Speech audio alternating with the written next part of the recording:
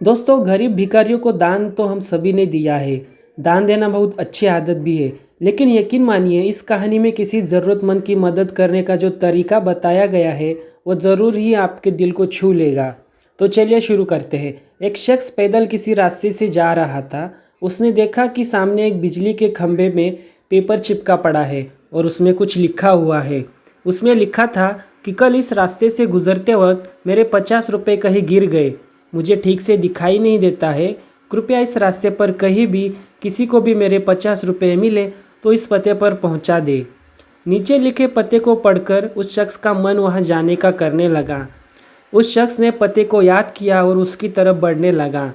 वहां जाने के बाद जब उसने आवाज़ लगाई तो देखा कि गली के आखिर में एक झोपड़ी है और वहां से एक बूढ़ी औरत लाठी के सहारे बाहर निकल आ रही थी।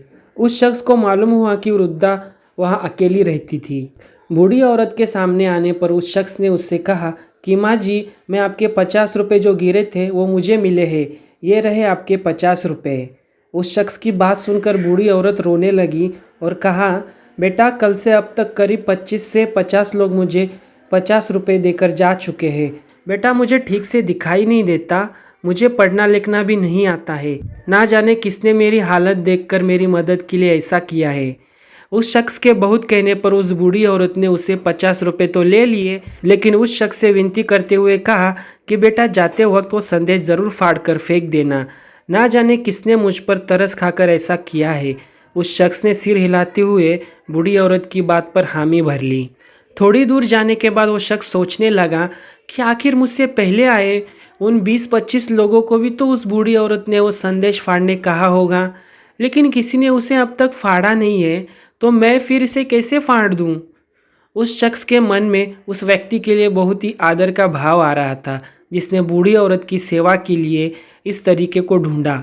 उस शख्स का मन उस व्यक्ति के लिए कृतज्ञता से भर चुका था। फिर क्या था, उस शख्स ने भी बिजली के खंभे में लगे उस संदेश को वैसे ही रहने दिया।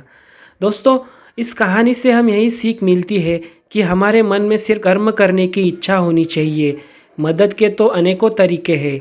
अगर हमारे अंदर किसी की मदद करने की इच्छा हो तो हम किसी न किसी रूप में किसी ज़रूरतमंद की सेवा कर सकते हैं।